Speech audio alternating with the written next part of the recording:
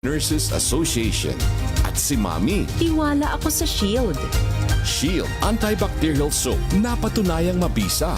Ang mga nurse, tiwala. ACS. Tanggaling-galing mo. Smart dishwashing paste ko. Pritong ulam na masebo. Plano ng kaldero. Tanggaling for everyday. Ganyan pag Smart ang dishwashing paste. May double tanggaling formula. Tanggal ang sebo, tanggal ang bakterya. Bahit para walang bahit. Linis fantastic sa metal at plastic. Number one ko to. Tanggaling-galing mo. Smart dishwashing paste. ACS. MX3, dito ko believe.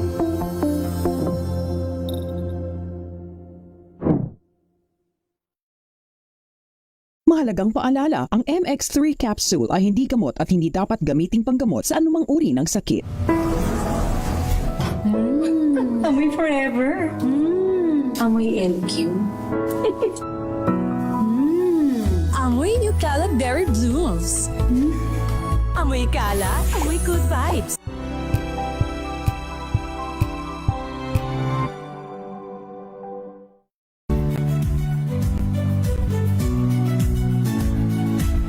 Magandang araw mga kaibigan. Ito po ang inyong balerina ng bayan, si Lisa Makuha Elizalde, na nag-aanyaya sa inyong samahan kami at ang aming mga espesyal na panauhin para sa kalahating oras ng masayang kwentuhan sa aming programang Art to Art, kung saan ang usapang sining at kultura ay para sa lahat. Huwag kaliligtaan, tuwing linggo, alas 3:30 ng hapon, dito lamang sa DZRH Radio, DZRH TV, at via online streaming. Best AM Radio News Program. Kasama sina Kyle Bulyas at Jewel Reyes. DZRH Boom Balita Boom Balita. Nagbabagang mga balita at sumasabog na mga ekspose. Naglalagablab na ulat ng mga mobile unit reporter. DZRH Boom Balita. Mainit, malaman, sagisag ng katotohanan. DZRH Boom Balita. Boom Balita. Magandang hapon Pilipinas, sa ulo ng ating mga balita. Mahigit 32 milyong litro ng diesel na binili ng gobyerno mula Malaysia, dumating na ng Pilipinas. Kauna-unahang rollback sa diesel at kerosene posible sa susunod na linggo. Gasolina maaring walang paggalaw. Mga nahuli sa Safer Cities Operation sa Metro Manila, yung mga nakahubad at iba pa, umabot na sa higit 53,000. TNVS driver na ng manyak sa aktres na si Cyril Manabat sinuspinde ng LTFRB.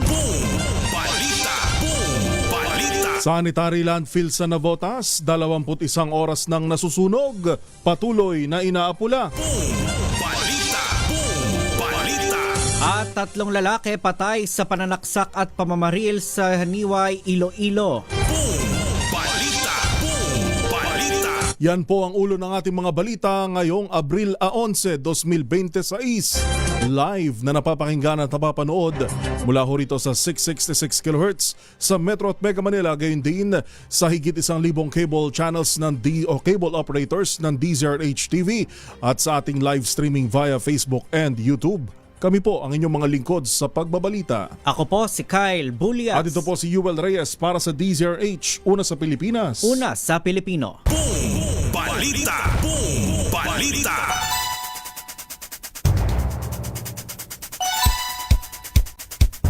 Alas 5:22, una sa ating mga balita, dumating na sa bansa ang mahigit 300,000 bariles ng diesel na inorder ng pamahalaan mula Malaysia. Ayon kay Department of Energy Secretary Sharon Garin, umabot sa 329,000 barrels o higit 52 milyong litro ang inangkat na diesel. Bahagi ito ng kabuang 900,000 barrels ng diesel na inasahang darating ngayong Abril. Nahahati naman sa 3 batch na inasahang darating sa ikalawa at ikatlong linggo ng buwan. Binili ang langis sa pamamagitan ng Philippine National Oil Company Exploration Corporation na bahagi ng hakbang ng pamahalaan na madagdagan ng buffer stocks. Samantala, nakatakda rin bumili ang gobyerno ng liquefied petroleum gas o LPG mula India, Argentina at Canada. Balita. Balita. Good news sa ating mga motorista, may aasahan ng rollback sa presyo ng mga produktong petrolyo sa susunod na linggo. Sa pagtaya ng oil industry sources, posibleng umabot hanggang 9 pesos ang bawas presyo sa kada litro ng diesel, habang maaring walang paggalaw o bumaba ng piso ang gasolina. Posible naman maglaro mula 3 pesos hanggang 5 pesos ang itatapya sa kada litro ng kerosene. Ito ang unang rollback mula nang magpatupad ng sunod-sunod na mega oil price increase na dulot ang gyera sa gitnang silangan. Balita. Samantala, malabo na para kay dating Energy Secretary Jericho Petilla na bumalik pa sa dating mababang presyo ang krudo. Sa panayam sa programang Special on Saturday, ipinaliwanag ni Petilla na maraming factors ang nakakaapekto sa presyuhan nito at hindi ito kontrolado ng Pilipinas. Lalo pang naging taas-baba ang presyuhan ng langis dahil epekto ng gulo sa Middle East sa supply at importasyon nito. Ang fuel prices is apektado sa Marites. Ibig sabihin, may banta lang ng konti, meron lang nag-away, tumataas, pero wala namang away pa na totoo. Magkaka-shortage, wala pang shortage, tumataas na. That is how sensitive world prices are pagdating sa fuel. Pero meron namang second, yung second actual shortage. So asan ba tayo ngayon? Nasa 2 tayo. Ang tinig ni dating Energy Secretary Jericho Petilla. Balita. Dumadaing na rin ang maliliit na panaderya sa Metro Manila dahil sa malaking taas presyo ng LPG, bunga na nagpapatuloy na sigalot sa gitnang silangan. Sa panayam sa programang Special on Saturday, sinabi ni Asosasyon ng Panaderong Pilipino President Chito Chavez, maraming small bakeries ang nagsara na lamang dahil sa taas ng presyo ng mga bilihin at LPG. Sa huling tala nila, aabot na lamang sa higit 300 ang operasyong small bakery sa Kalakhang, Maynila na noon ay nasa 1,250. Bigyan kita ng figures, sa ngayon sa aming mayor na isa ring panadero, si Mayor Alex Pagpantay, nung nakaraang mag-usap kami ng Municipality of Cuenca, ang bakery na lang na taga Cuenca dito sa Metro Manila, o buong Maynila at Kalakhang, Maynila, ay humigit kubulang na lang sa 300. In 1984, I was president of Samahang Cuenca sa Kalakhang, Maynila. The number of bakeries is 1,250. Nakita mo kung gaano naapektuhan ang maliliit na magtitinapay. At karamihan dito, nung panahon yun, ay nasa lungsod ng Maynila. Kaya naman ikinatuwa ni Chavez ang pagbibigay ng ayuda na nagkakahalaga ng 25,000 ang pamahalaang lungsod ng Maynila para naman sa mga panadero sa lungsod at makapagpapatuloy pa rin sa pamamasada. Alas 5:26, nadagdagan pa ang bilang ng mga nahuhuli sa Safer Cities Operations ng Philippine National Police sa Metro Manila na nagsimula noong Abril 6. Ayon sa PNP, 9,810 individual ang nahuli nitong Biyernes na nagdala sa kabuuang bilang na 53,293 mula ng simula ng operasyon. Pinakamarami sa mga paglabag ang pag-inom at paninigarilyo sa pampublikong lugar na umabot sa 2,800. Sinundan ng paglalakad ng walang suot na damit pang itaas na higit 800. Curfew violations ng mga minor de edad na higit 800 din at paglabag sa oras ng videoke na may 220. Maraming singer. Nasa higit 5,000 naman ang iba pang paglabag sa ordinansa. Sa disposisyon ng mga kaso, umabot sa higit 4,000 ang pinagmulta na lang 71 ang kinasuhan. 5,700 ang pinayuhan na lang at pinalaya alinsunod sa umiiral na ordinansa. Balita. Balita. Kaugnay ng balitang yan, umani ng iba't ibang reaksyon mula sa publiko ang isang insidente sa Mandaluyong City matapos tiketa ng isang lalaki na walang suot na damit pang itaas habang naghahalo ng semento sa labas ng kanilang bahay sa Barangay Addition Hills. Ayon sa asawa ng lalaki na si Norieta Langkino, ginagawa lamang ng kanyang mister ang kinakailangan trabaho sa kabila ng matinding init ng panahon kaya't hindi niya matanggap kung bakit agad itong pinatawan ng multa. Iginiit din ni Langkino na hindi sila tutol sa pagpapatupad ng batas, ngunit naniniwalang dapat malinaw ang mga patakaran at may sapat na abiso bago ito ipatupad. Aminado rin siyang may kaalaman na bawal ang nakatopless sa pampublikong lugar, ngunit binigyang diin na iba ang kanilang sitwasyon dahil nasa tapat lamang ito ng kanilang bahay. Balita. Sa iba pang balita, arestado sa ikinasang entrapment operation ng 4 na individual na nagbebenta ng pekeng gamot sa isang hotel sa Makati City. Nasamsam sa mga sospek ang 400 piraso ng pekeng cancer medication na may label na Keytruda 100 mg o 4 ml na tinatayang nagkakahalaga ng mahigit 102.5 milyong piso.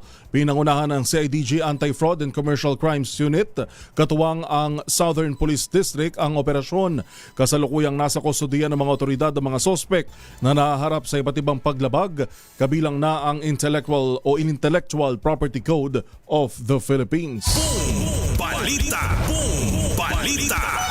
Walang pagtaas sa presyo ng gamot dahil sa oil crisis dahil sapat pa ang supply hanggang sa buwan ng Hunyo. Gayunpaman, sinabi ng Pangulo ng Pharmaceutical and Healthcare Association of the Philippines na si Dr. Diana Edralin na kinakailangan na ring mapag-usapan ang mga susunod na hakbang upang matiyak na hindi tayo mauubusan ng supply paglampas ng naturang buwan. Ayon kay Edralin, halos lahat ng gamot, partikular ang mga ginagamit para sa chronic conditions gaya ng autoimmune diseases, cancer at allergies ay inaangkat lamang natin. Kaya payo ni Edralin, dapat ay ngayon pa lamang ay mapag-aralan na kung paano mapapanatili ang supply ng gamot dahil walang katiyakan kung hanggang kailan pa magtatagal ang sigalot sa gitnang silangan. Narito si Dr. Edralin. Sana bago mag-June magkakaroon tayo ng long-term or sustainable solution para not only thinking about the price, ang pinakamahalaga din po is paano ma-secure yung supply na tuloy-tuloy. Kasi yan ho ang napakahalaga dahil marami po sa ating mga gamot ay ating ini-import sa ibang bansa. So yun ang kailangan natin kasi hindi lang naman po Pilipinas ang may kailangan ng mga gamot. So meron ho tayong tinatawag na pila, global supply queue pagdating sa mga gamot at gusto nating ma-secure din. Hindi lang po yung presyo kundi po yung supply na makarating dito sa ating bansa. Balita. Sinuspinde at tinisyuhan ng Land Transportation Franchising and Regulatory Board o LTFRB ng show cause order ang driver na nagpost ng malaswang komento laban sa aktres na si Cyril Manabat. Bilang paunang aksyon, pansamantalang sinuspinde ng 30 araw ang operasyon ng TNVS habang nagpapatuloy ang investigasyon sa insidente. Ipinasailalim din sa mandatory drug test ang driver at pinagpapaliwanag kung bakit hindi dapat suspindehin o bawiin ang kanyang prangkisa. Magsasagawa ang LTFRB ng pagdinig hinggil sa kaso sa Abril 28 kung saan bibigyan ng pagkakataon ng driver na magpaliwanag. Balita. Sa iba pa nating mga balita, patuloy pa ring inaapula ang malaking sunog na sumiklab sa sanitary landfill sa Barangay Tanzado sa Navotas. Halos 21 oras nang nasusunog ang landfill na sa ulat ng Navotas City Disaster Risk Reduction and Management Council ay nagsimula bandang alas 8:23 kagabi. Ayon sa Bureau of Fire Protection, pahirapan ang pag-apula sa apoy dahil sa tila islang lokasyon ng site na maaaring maabot sa pamamagitan ng barge. Bagamat na-contain na ang sunog sa loob ng facility, delikado pa rin ang makapal na usok sa kalapit na residential areas. Nagpadala na ng tulong ang Philippine Air Force at nagsagawa na ng water dropping operations kaninang umaga. Patuloy namang iniimbestigahan ang sanhi ng sunog pero base sa inisyal na pagtaya mula sa decomposing waste na lumilikha ng methane gas. Balita. Sa iba pang balita, dead on arrival sa ospital ang 3 lalaki matapos ang insidente ng pananaksak at pamamaril sa barangay Tiringanan sa bayan ng Haniway, Iloilo. Sa ulat ni Jocelyn Make ng Aksyon Radyo Iloilo sa DZRH News, kinilala mga nasawi na sina Jimmy, 66 anyos, Francisco, 56 anyos at Raven, 32 anyos. Ayon sa kaanak ni Jimmy, nakaupo lang sa labas ng kanilang bahay ang kanyang tiyuhin nang lapitan ni Raven at biglang sinaksak sa likod at dibdib. Umawat naman ang tanod na si Francisco, ngunit sinaksak din ng sospek. Sunod na lumabas sa kanilang bahay ang kapatid ni Jimmy na si Alejandro at pinagbabaril si Raven. Inaresto si Alejandro, yun hong kapatid, sa isinagawang hot pursuit operation habang patuloy na iniimbestigahan ang sanhi ng insidente. Balita! Samantala, patay ang 24 na taong gulang na magpinsan matapos makulong sa loob ng abandonadong sasakyan sa Olongapo City. Sa ulat ni RH37 Danny Comilang, napasok ng mga biktima ang sasakyan habang naglalaro, ngunit hindi na nakalabas dahil sa pagkakalak ng pintuan. Pinaniniwala ang matinding init sa loob ng sasakyan at suffocation ang ikinasawi ng 2 bata. Kaugnay nito, nananawagan ng pulisya sa mga magulang na mahigpit na bantayan ng kanilang mga anak. Samantala, nakaburol na ang magpinsang nasawi sa kanilang bahay sa Olongapo City at Zambales. Balita!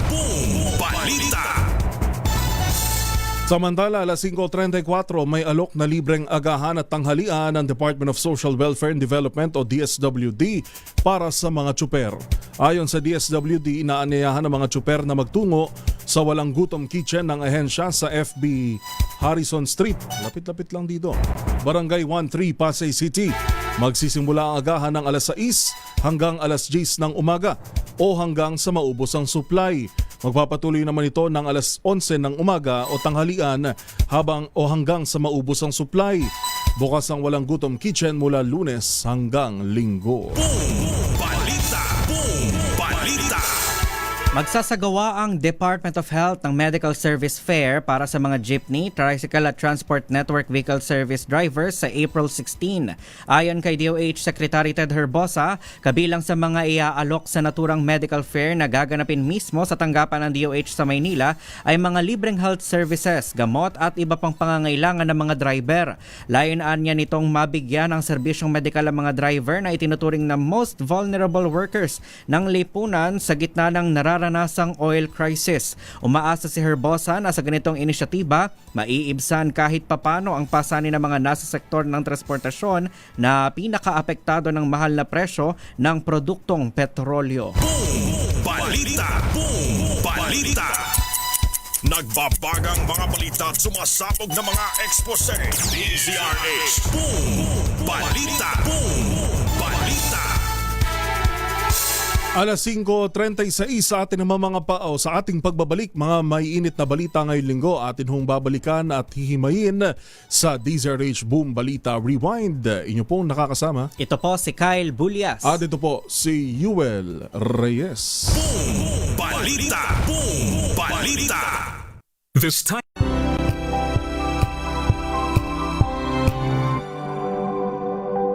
Sa lahat ng bagay, simula pa lang, siguraduhing max protection na. Kasi pag kulang ang proteksyon,